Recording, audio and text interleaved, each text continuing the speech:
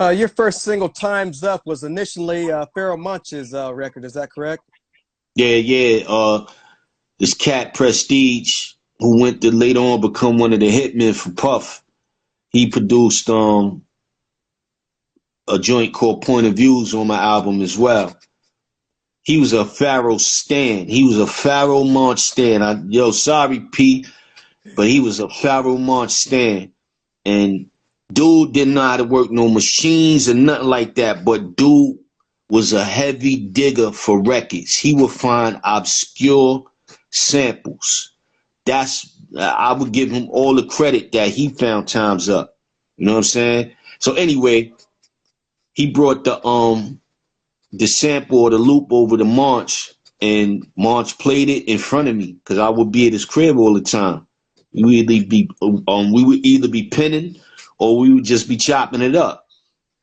And he played that shit, and I was just like I just did just now. I was like, and I put my hand over my face, and I said, "Oh." I waited for dude to leave, and I told Marsh, like, "Yo, what you gonna do with that?" And he was like, "It's, I don't know. I'm gonna listen to it. It's cool." He blew it off for like a week or two, maybe a month. So every time I would ask him, he was like, "Eh." So one day I just lifted the CD. This is my man though. You know what I'm saying? But either way, I lifted the CD from him. Like I said, at this time, me and Buck had met after the fact, after the Source tour. So, I asked Buck, did he know what the sample was? Buck knew what it was, and the rest is history. He hooked it up, and I said, once I got it, everything just lined up, man. Like, for some reason, I don't remember exactly when the deal happened, but Time's Up happened prior to that, maybe a year prior to that, or half a year prior to that, something like that, something to that effect. And, that was the first thing I worked on when I went in the studio. It seemed like you were fed up with MCs in the industry while writing that song. What was OC witnessing at the time, and what made you decide to address that on that single? Just all the tough guy shit, man. Everybody's a tough guy, you know what I'm saying? Like, I won't put anybody on blast, but it was a couple of rappers I used to bump into, stuff like that, in Queens, in New York, period. And, they wasn't built the way they was talking. And it just made it into my record, you know what I'm saying? And at the end of the day, to this day, it's like, why do people make music? To turn into gangsters? I thought we was trying to get out the streets or whatever you doing. Like, you trying to make a living for yourself. You know what I'm saying? Like, why would you get a record contract, work hard, become successful to get in some shit? It just don't make sense, man. You know what I'm saying? And like I said, I seen a couple of cats that we all know, and it was just like, come on, man. Like, you ain't even built like that, but, that's just what I spoke about. What kind of reaction or buzz did you get when that single finally dropped? I ain't think people liked it. You know what I'm saying? Like, people said it was something different. That's what caught people's attention. And I was like, so something different means you don't like it, or, And after a while, I just stopped paying attention, man. Like, until, the record was just, it picked up its own momentum, man. Yo, R.I.P. to Big, R.I.P. to Craig Mack. What up, Craig G? But to Craig Mack, I toured off that record with them, man. Like, that record got me on tour with them, and these guys had gold singles already. Like, Flavor in Your Ear was murdering the charts. You know what I'm saying? Even murdering Juicy. Juicy was a gold single already.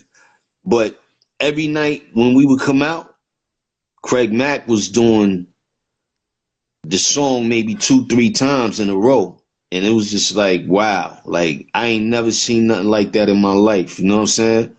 And I recall him even, you know, we'd be out in one state and he like, yo, I'm going to DC. And I'm like, my nigga, like, it's 2:30 in the morning. Like, you gonna make it to DC from Rhode Island? He like, yo, I'm going to get this money. Yo, I'm going to get this money.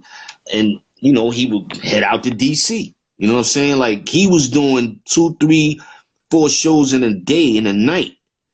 And I was just like, damn, man, I need one of those. But in hindsight, that Time's Up record got me on that tour. You know, got me to tour a few dates with them. And it's because the record was popping.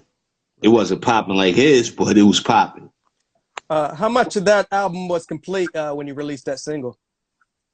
Album was done. This was after the fact. Like, I was doing things on my own. But, you know, listen, man, I was there when I did a lot of shows with we was signed to William Morris. I never forget this. I was signed to William Morris. I think Mob was signed over there. Craig Mack was signed over there. And I used to tour with Mobb Deep. Shout out to Havoc, you know what I'm saying? R.I.P. the Prodigy. But I remember them touring and doing the original Shook ones.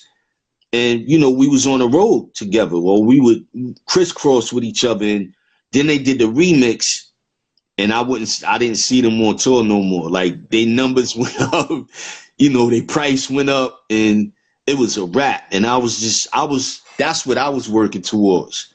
You know what I'm saying? Because it was like, yo, I was on the road with Craig. He's getting this much a night. He's doing numbers. He got a platinum single.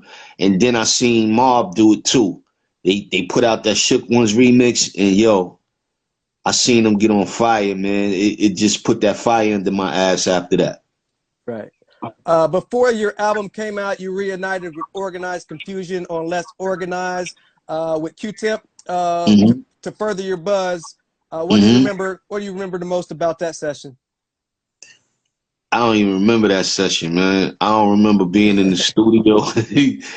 Yo, I'm so grateful, man, and blessed. I don't remember being in the session. I don't know if Tip, I believe Tip came in. Like, everybody had to, you know, come in back then. You know what I'm saying? You had to actually lay your vocals and stuff like that. But yeah, that was the Stress album, if I'm not mistaken. Right. And I don't even remember what happened that night, man. You know, I was doing my thing already, but I remember being Poe telling me to get on the joint, and I can't. Everything else after that would be a lie to you. I don't know what happened after that. History is what happened. Yeah. We got a gold single out of it. I know that. Right. What was the creative process going into your debut album? Here's your big break. What was you trying to accomplish? Where was your train of thought going into your debut album?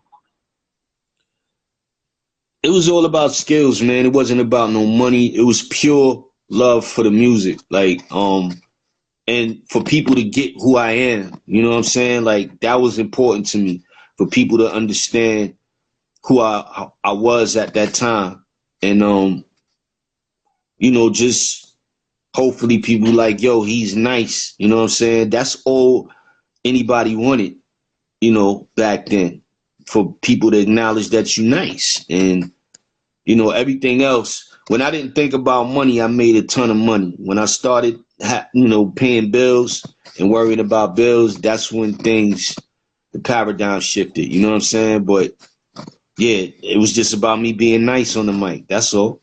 Right. Can you take us back? What was some of your best memories of those sessions to create that album?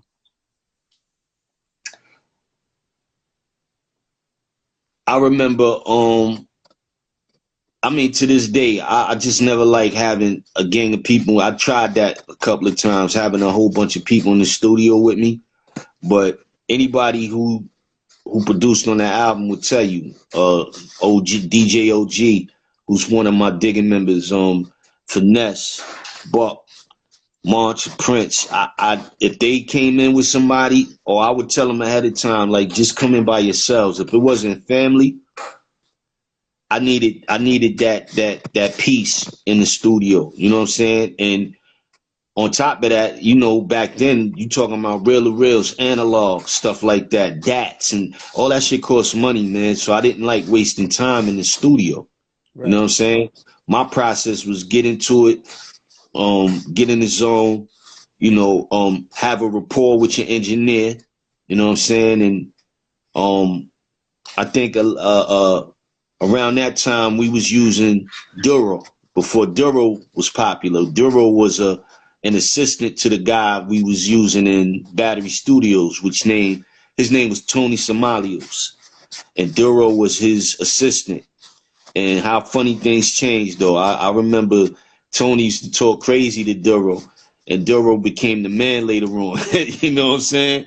And I never treated Duro bad. I always respected him as a man. And shit, he could have charged me a lot for the mixes later on, but he didn't, man. And plus, he had that ear that I was looking for. So you couple that in the studio with making songs, you're gonna come out with some dope product, and that's all that counted to me. Right. Your next single, "Born to Live," dropped. What kind of reaction did that receive? Um, it was dope. Like, people loved it. You know what I'm saying? Like, it got me rotation and stuff like that.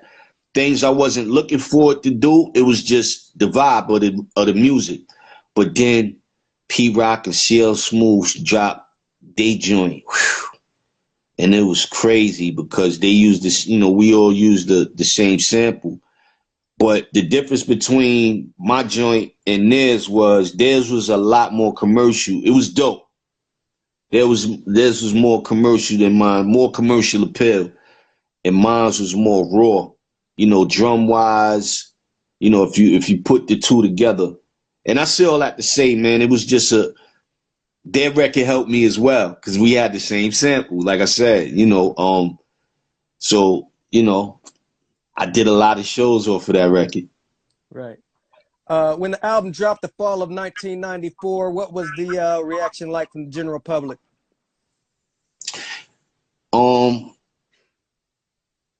it was a slow burn, man. Something I appreciate today. It was a slow burn. I ain't even gonna front. Like, you know, Nas was heating up the city. Biggie was heating up the city. Craig Mack, Tribe Called Quest, Capone and Noriega, Wu.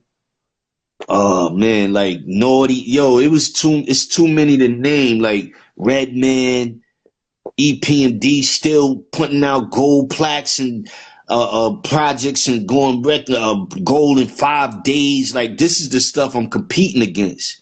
Even my own, you know, my teachers, you know, they putting out this is what I'm going up against. You know what I'm saying? And it was a slow burn.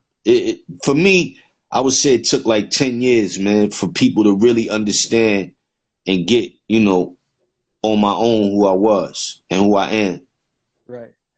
Overall, when that album did its thing and it was all said and done, was OC pleased with his debut album? Yeah, I was happy with it, but you know, to be honest, like when you dealing with the music business, and you know this, son, people worry about numbers. So when people start drilling in your head, you got managers around you, you got label people, execs, you know, the upstairs people upstairs. Their thing is numbers. If you ain't doing numbers, then you know you're not that important to them. But here's the thing: I put out 2 singles and 2 videos, and the album was selling itself.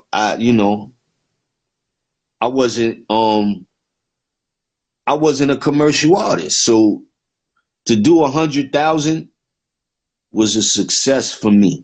You know what I'm saying? But some people would say otherwise around that time. But to do over 100,000 with 2 videos, competing with all these people I just named, you know, that was successful, and it solidified me straight up. Right. What happened to your relationship at Wild Pitch? Nothing, man.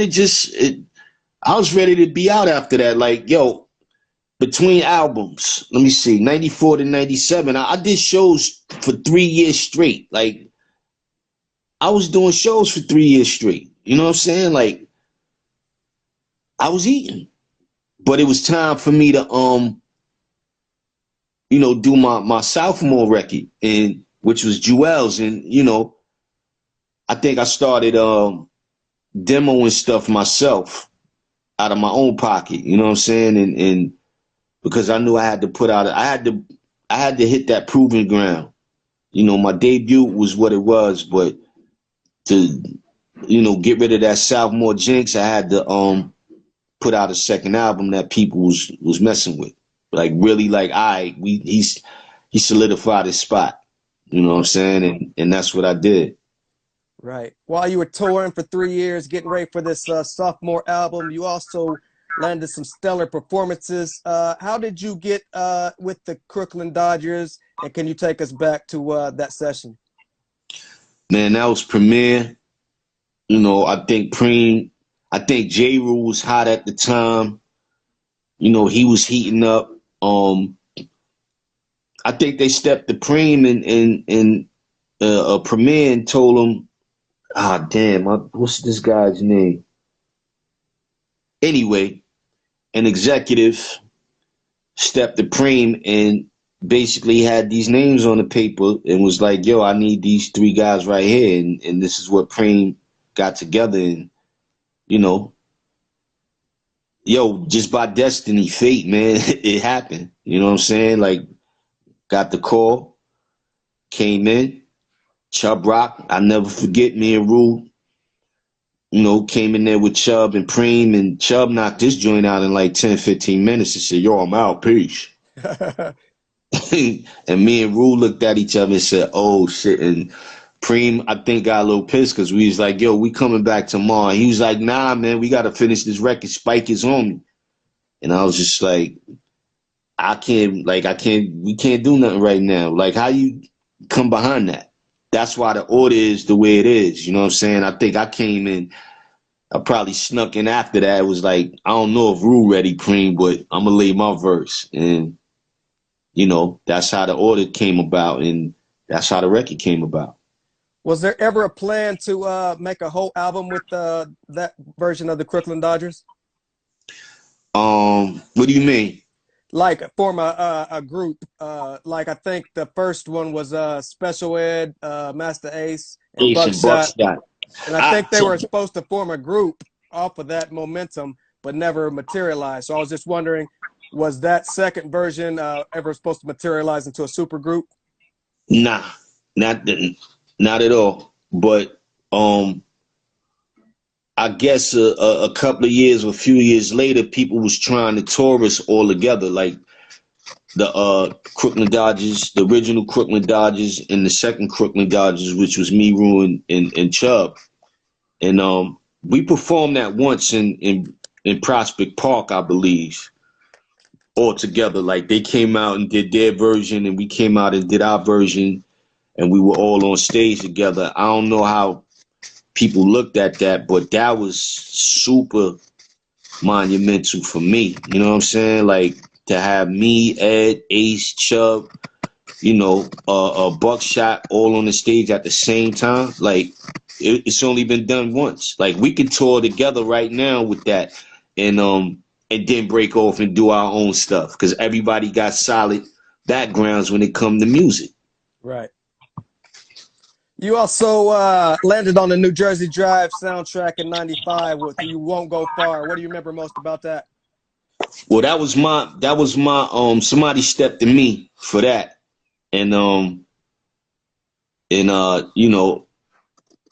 put, I threw the lob just like March and Prince threw me the lob. You know what I'm saying? And that's how that record came about.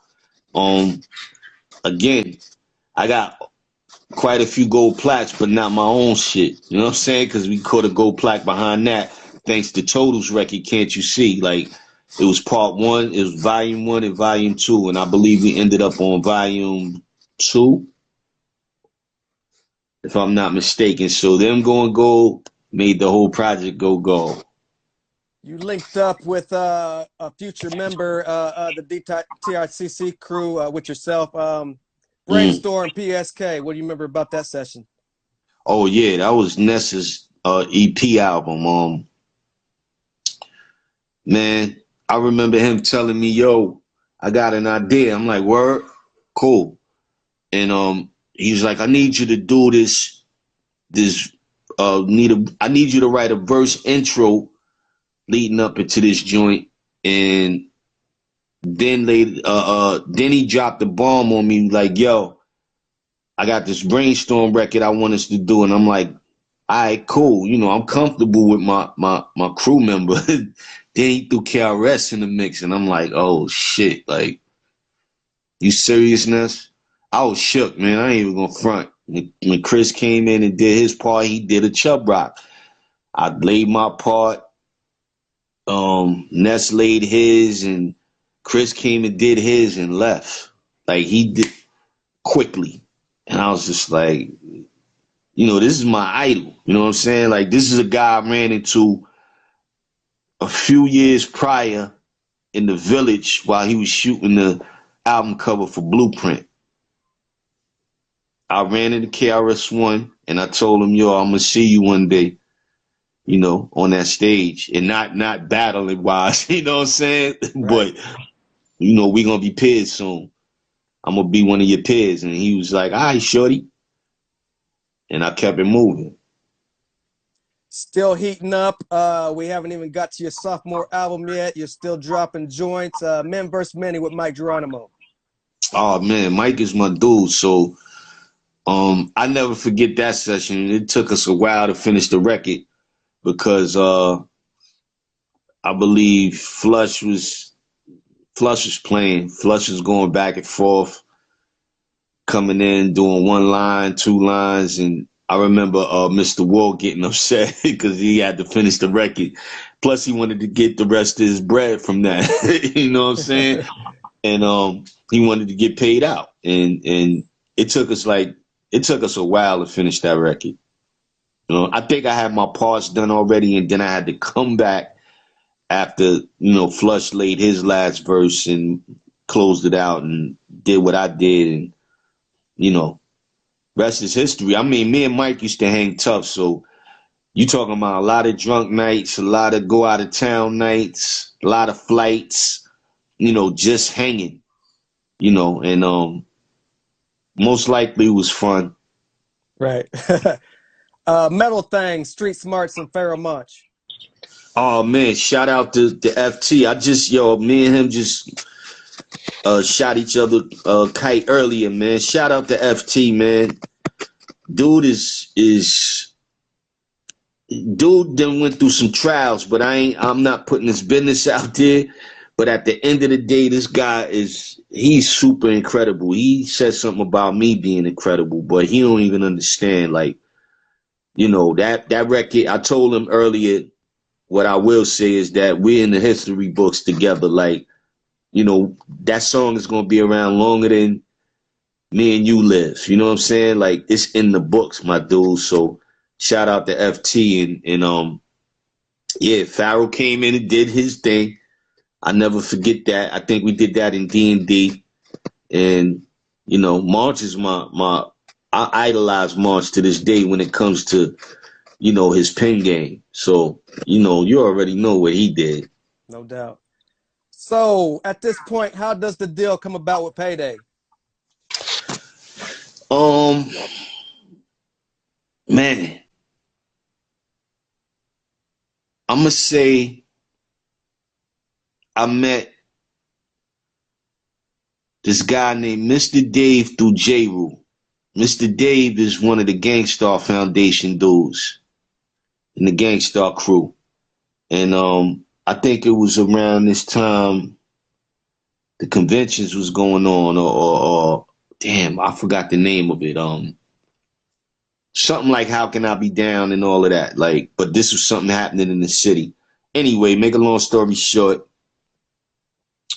I go to Tramps. MOP's performing that night, Gangstar's performing that night, Kid Capri is spinning, yada yada. A fight breaks out. J. Rule's there. Bill and Fame is on stage. They getting busy. Group Home is there. Dap, Malachi. Fight breaks out. Me and a fight breaks out with Mr. Dave and somebody I believe in Kid Capri's camp. I don't know if Capri remember this, but something broke out. We got cool from there. Dave ended up becoming A&R, head of A&R at Payday. Rest is history. I'ma say, and I never said this before, if it wasn't for being cool with J. Rule, I wouldn't have never met Mr. Dave. In turn, I wouldn't have never got signed to Payday. Because I helped him out that day at Tramps. That's what it was. Oh. So what was the game plan going into your sophomore album?